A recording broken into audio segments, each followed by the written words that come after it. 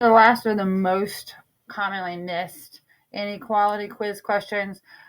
This guy is gonna. I'm again not really sure where we went wrong. If someone has a call out, please let me know. I'm all about it, and I will make sure to cover it in other style problems before the end of the semester. These x's are on the same side, so I know that is one misconception because we get so used to doing inverse operations to cross things to get things to the other side. So this is going to give us 4x.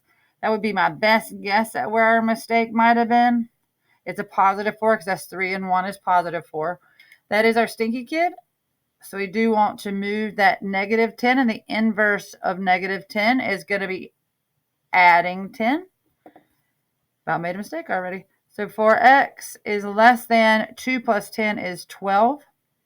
And we're going to divide by 4 because, again, 4x is 4 times x. And so x, that is a positive 4, is going to be less than 3. And I about wrote 4 because I'm saying 4. The most misconception is going to be, and I did change the c's to x's on my paper, but with c is greater than 3. And I don't know if it was the graph part or if it was the answer part. But in this case, we're going to go to positive 3. You definitely need an open circle because there is no equal to marks.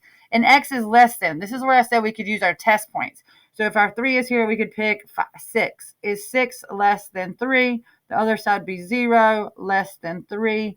Which is which? 6 is not less than 3. 0 is less than 3. So we're going to shade in the direction where you will find 0. So to the left.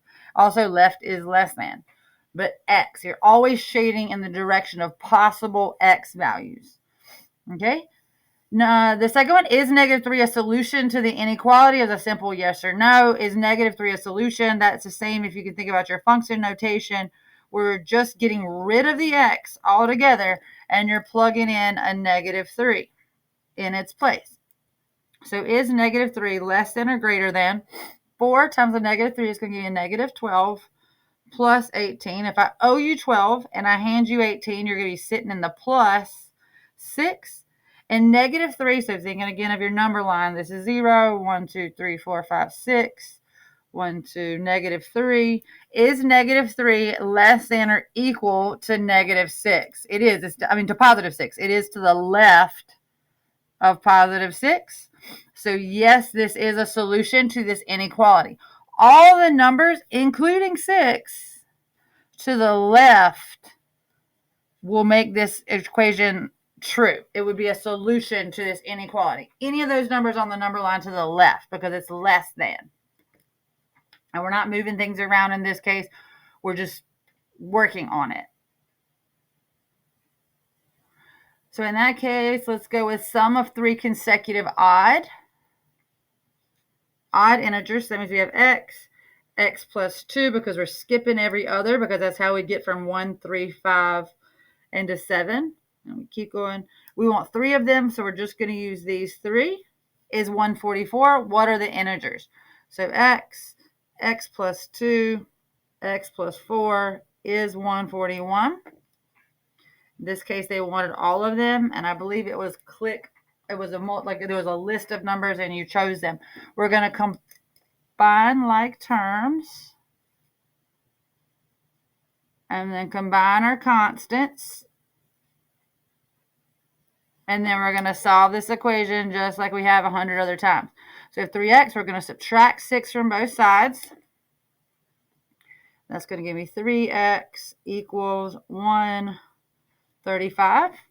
3, we're going to divide by 3 because that's 3 times x, and the inverse of multiplication is division.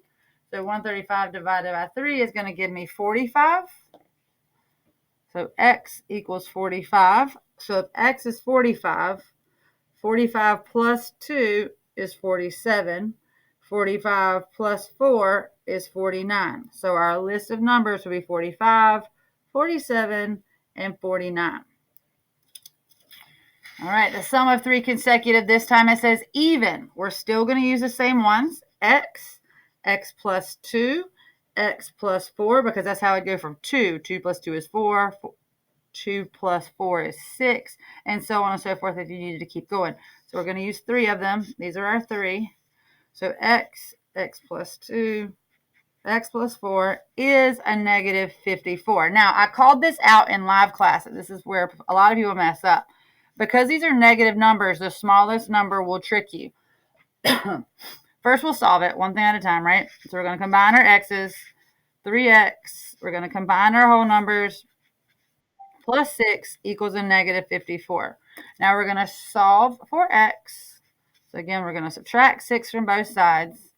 That gives us 3x equals a negative 60.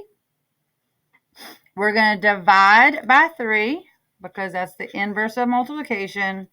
And x is going to give me a negative 20. So if x equals a negative 20 plus 2 is going to give me a negative 18. A negative 20 plus 2 is going to give me a negative 16. Remember, on the number line, the further away from 0 you get, the smaller the number is. So if this was our 0, and we have negative 16, negative 18, negative 20, negative 20 is the furthest away from 0. The most common answer was negative 18, and I'm not really sure why, because normally it would be the 16 that you guys would pull. But the answer is negative 20. Again, if you have any call-outs or questions, please let me know. I would love to make this easier for anyone if you let me know what you're thinking. All right, which inequality represents a sentence? The product of a number, so product is going to be multiplication, and 12, so it's 12 and a number multiplied, is no more than. So if you're coming to mow my grass and I said, I'm not going to pay you any more, or I'll pay you no more than $10 an hour, can I pay you $10 an hour? Can I pay you $12 an hour? Can I pay you $8 an hour? At max, I'm going to pay you, in this case, if we're using this number, is 15 at max. So that means I could pay you 15, or I might pay you less. So we're missing the equal to on the most common misconception. No more than means I could pay you 15. I just can't pay you any more. So $15.50, not happening. $20 an hour, not happening. All that fun stuff. So no more than does include the number that it gives you. All right, guys. Again, hit me with questions if you have any.